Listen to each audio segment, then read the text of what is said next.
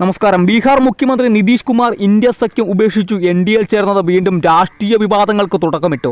India സഖ്യത്തിന്റെ ഭാവി സുനിശ്ചിതമല്ലെന്നും സഖ്യം തകർച്ചയുടെ വക്കിലുമാണെന്ന് രാജിക്ക് പിന്നാലെ നിതീഷ് മാധ്യമങ്ങളോട് പറഞ്ഞത്. ബീഹാറിൽ ജെഡിയു മികച്ച പ്രകടനം കാഴ്ചവെച്ചിട്ടും മറ്റുള്ളവർക്ക് കാര്യമായി ഒന്നും ചെയ്യാനാകുന്നില്ല, നിതീഷ് കുറ്റപ്പെടുത്തി. പതിവ് പോലെ ഇത്തവണ മുന്നണി വിടാൻ നിതീഷ് നിരത്തിയ കാരണങ്ങൾ ദുർബലമാണ്. രാഷ്ട്രീയ നിലപാടില്ലാത്ത പടലപ്പിണക്കങ്ങളുടെ പേരിൽ നിതീഷ് മുന്നണി ഉപേക്ഷിച്ചതെന്ന് പ്രതിപക്ഷ പാർട്ടികളുടെ വിമർശനം. സീറ്റ് പങ്കിടൽ സമവാക്യങ്ങളിൽ വിട്ടുവീഴ്ച ചെയ്യാൻ കോൺഗ്രസ് തയ്യാറാകത്താണ് സഖ്യം തകരാനുള്ള കാരണമെന്ന് വിമർശനം ഒരു ഭാഗത്ത് ഉയരുന്നുണ്ട്. നിതീഷിന്റെ രാഷ്ട്രീയ അവസരവാദമാണ് സഖ്യം തകരാൻ കാരണമെന്ന് കോൺഗ്രസ് RJD നേതാക്കൾ പറയുന്നു.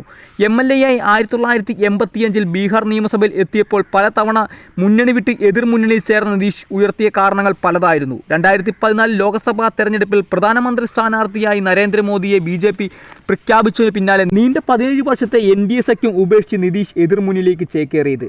RJDയും കോൺഗ്രസുമായി ചേർന്ന് മഹാസഖ്യമുണ്ടാക്കി 2015 ബീഹാർ മുഖ്യമന്ത്രിയായെങ്കിലും മുന്നണിയിലെ സഖ്യകക്ഷികളെ തന്നെ പ്രതിസ്ഥാനത്ത് നിർത്തിക്കൊണ്ട് നിതീഷ് 2017 മഹാസഖ്യം ഉപേക്ഷിച്ച് വീണ്ടും NDAയുടെ ഭാഗമായി. RJD നേതാക്കൾക്ക് എതിരെ അഴിമതി ആരോപണം ഉയർത്തിക്കൊണ്ടായിരുന്നു ഇത്. 2017 മഹാസഖ്യം ഉപേക്ഷിച്ച് NDA സഖ്യത്തിൽ ചേർന്ന് ഒരു വർഷം പിന്നിട്ടപ്പോൾ ദേശീയ പൗരത്വ നിയമം ഉയർത്തി BJPക്കെതിരെ തിരിഞ്ഞു. 2022 ആഗസ്റ്റിൽ NDA സഖ്യം ഉപേക്ഷിച്ച് മഹാസഖ്യത്തിലേക്ക് മടങ്ങിയെത്തിയെങ്കിലും മുന്നണിയിലെ പടലപ്പിണക്കങ്ങളെ ചൊല്ലി ഇപ്പോൾ വീണ്ടും NDAയുടെ ഭാഗത്തേക്ക്.